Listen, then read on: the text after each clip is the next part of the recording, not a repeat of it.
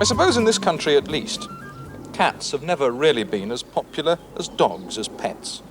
Though looking at these 3-month-old chinchilla kittens, it's hard to understand why. But these creatures are probably going to be much more than pets. The chances are one of them at least will turn into a champion. They're the sons and daughters of an international champion called Louis Michael. Now he's an American-bred cat from Germany, now living in Buckinghamshire. And if you find that confusing, it only shows the lengths that serious cat breeders are prepared to go to ensure that the bloodline is continued as strongly as possible. These kittens belong to Mrs. Rosemary Gowdy.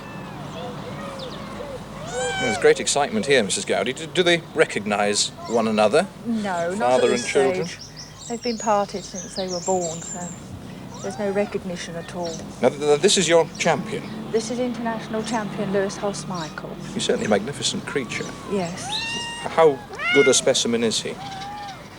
Well, he was judged, of course, on the continent, and he's received top awards and considered an excellent of his type. Shade darker than our chinchillas, but then the deeper the pigmentation, the better the eye colour.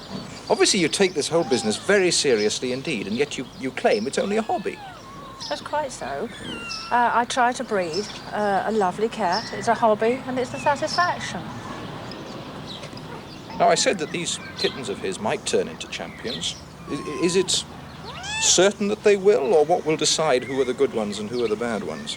Well, there are standards in this country which are slightly different to the continent. Continental standards, and American especially, like a little heavier ticking than we do. What's ticking? The lovely silver on the back, here. Michael is slightly darker than our English chinchillas. But then, as I said, with the darker ticking, he has the deeper emerald eyes.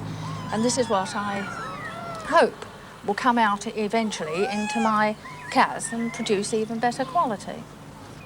But of course, breeding is your real interest, isn't it, Mrs. Yes, Gowdy? it is. This is my latest litter. The Queen, she is owned by Dr. and Mrs. Taylor. And this is Jamari Sarah, and this is her 4-day-old chinchilla kittens.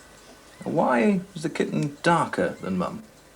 Most chinchilla kittens are born darker. In fact, some are born very dark when they're born, and the coat changes as they grow older.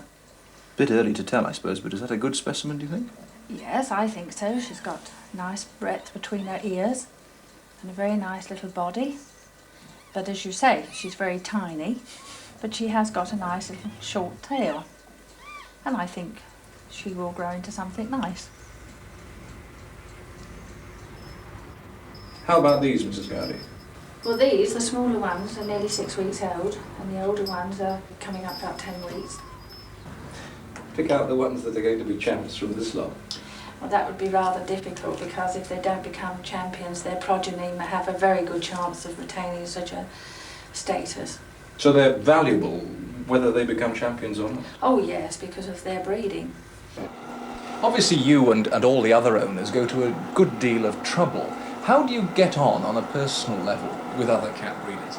Oh, very well, really. Obviously we all like to win, but I don't think there's too much animosity between us. Do you jealously guard your secrets, though, or do you share experiences willingly? No, I think we've got some little secrets that we like to keep to ourselves. We all bath, I expect, on the same thing. Obviously, some of us may use other methods, but basically, I think we all aim to get a good finish to our work on our cats.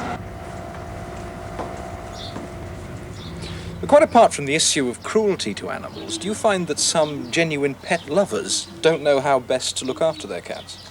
I think this is sometimes the case. They overlook the daily grooming, or they think probably the cat resents it. And if they were a bit more patient, then the cat would become accustomed to being groomed. So a trip here might easily be an education for the owner as well as the animal. Well, it could be. It's clear that you devote a large part of your life to cats now. Do you ever regret getting involved with them in the first place? No, never. It's very hard work. It takes a lot of time. Very rewarding. I wouldn't have done anything else. Rosemary Gowdy, thank you very much.